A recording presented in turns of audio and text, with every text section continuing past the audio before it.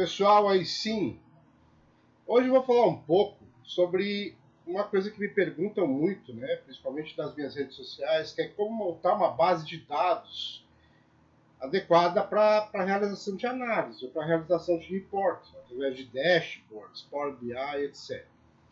Mas antes da gente começar o vídeo de hoje, um recadinho de sempre, né? Deixa o seu like aí, gostei, não gostei, inscreve no canal, manda dúvidas, questionamentos, perguntas, críticas, são muito bem-vindas e eu sempre responderei com certeza, né? E é isso. Então vamos lá falar de como montar uma base de dados. Esse vídeo vai ser um pouco mais comprido. Lembrando, né, que todas as dicas que eu passo aqui são baseadas em conceitos e principalmente na prática também. Na prática de 25 anos, fazendo projetos nas empresas, ensinando isso, tanto no mundo corporativo quanto no meio acadêmico, e que eu acho que pode ajudá-los aí num mundo onde a gente trabalha com Big Data o tempo todo, com aplicativo, né? Então, a primeira coisa, quando você for montar uma base de dados, é pensar na finalidade desses dados. Para que você vai usar? Você vai usar para fazer um report, que é diário, semanal, por turno.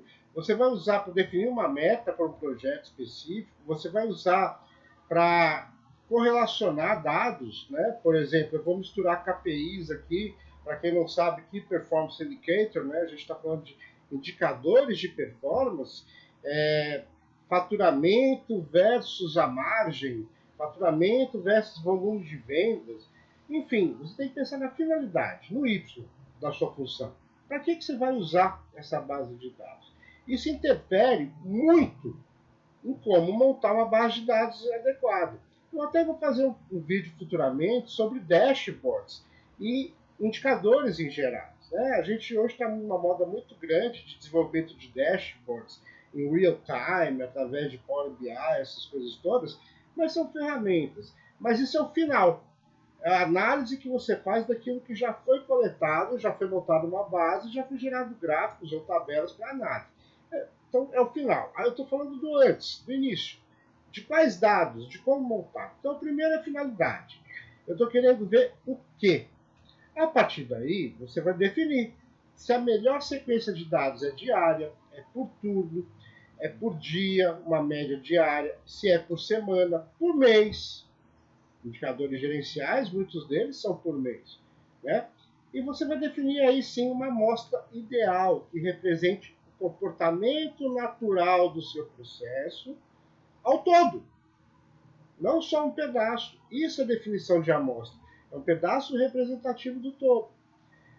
Uma coisa é certa, nunca trabalhe com dados por segundo, por minuto. Isso não representa o todo. Além do que, lembre-se que o excesso de dados é tão ruim quanto a falta. A falta de dados por motivos óbvios. Eu tenho uma amostra que não é representativa, apesar da frase não ser a melhor. O excesso é porque os dados estão sobrepostos. Você não consegue ver variabilidade, tendência, ciclicidade, instabilidades em geral, que você precisa ver o comportamento natural do seu processo para ter uma análise melhor e uma amostra melhor daquilo que está sendo analisado.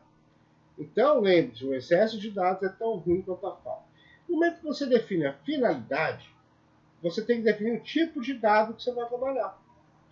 Eu vou trabalhar com uma resposta que é um dado discreto, atributo, né? Bom, excelente, ótimo, muito bom, ruim, péssimo, horrível.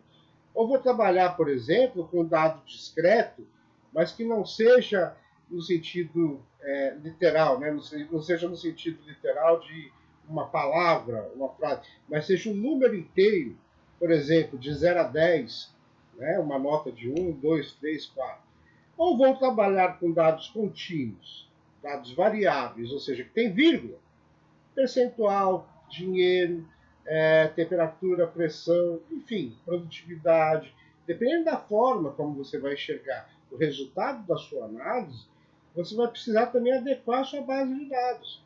Porque dados discretos, por exemplo, dados inteiros, não tem vírgula. Então, teoricamente, para você ter uma precisão, uma exatidão grande desses dados, sua amostra vai ter que ser muito maior. Porque aqueles números que tem vírgula, entre 0 e 1, existem infinitos números ali dentro. Então eles são mais precisos, são mais exatos. Além disso, você tem que tomar muito cuidado com uma coisa chamada clusters, né? Ou graus de homogeneidade. Dados discretos, se você trabalhar, por exemplo, com ruim, bom e ótimo, a sua possibilidade de análise é muito restrita. Muito pior do que se você trabalhar com péssimo, muito ruim, ruim, bom, muito bom, ótimo, excelente. Percebe? Quanto mais graus de homogeneidade ou clusters você tiver, que são agrupamentos, você consegue ter uma análise mais aprofundada. Então, tudo isso interfere na montagem da sua base de dados. Por terceiro ponto, eu colocaria aí, além dos tipos de dados e da finalidade, o que você está querendo ter como resposta, no sentido objetivo mesmo. Ah, Eduardo, eu quero saber se minha empresa está evoluindo, se ela está indo bem. Então, por exemplo, a gente vê muito gráfico hoje que mostra lá uma subida, né? O pessoal fala, olha o tanto que está melhorando. Outro dia mesmo, eu peguei numa empresa um gráfico de faturamento que ele mede dos últimos 20 anos. E aí o faturamento em si, você vê uma coisa que é fantástica. Mas na hora que você joga nesse gráfico, dado margem, por exemplo, né, o lucro, está inversamente. Então, eu estou vendendo muito mais, porém com lucro muito menor. Ou seja, será que eu estou pagando para trabalhar? Tem que olhar, tem que tomar cuidado. Por isso a definição dos indicadores é tão importante. Outro caso muito engraçado, né? Na minha empresa, ano passado eu fiz um gráfico, eu sempre faço o fechamento anual, e eu vi que mais de 60% do faturamento daquele ano estava atrelado a um cliente só. Ou seja, se aquele cliente simplesmente troca de fornecedor, ou cansa de mim, ou cancela meu contrato, 60% da minha empresa vai para o buraco. Então você tem que entender muito bem, não apenas o que você quer como Y na sua análise, qual tipo de dado você vai usar para poder analisar e ver essa resposta, né? E aí entra a questão de amostra, o que representa melhor, mas também qual que é o indicador melhor para tomada de decisão. Porque indicador só serve para indicar.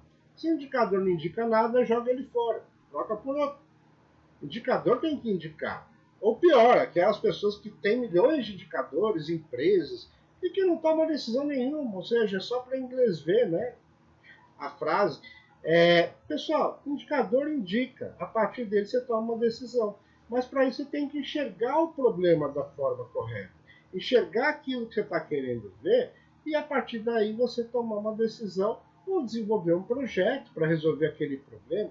Enfim, mas você tem que enxergar da forma correta.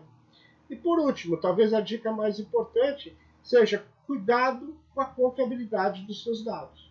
Seus dados têm que refletir aquilo que você enxerga no dia a dia, na natureza. É muito complicado, por exemplo, quando eu participo de reuniões de diretoria e alta gerência, que eu nunca vejo um indicador ruim. Cara, a empresa às vezes está quebrando e os caras mostram os indicadores todos ótimos.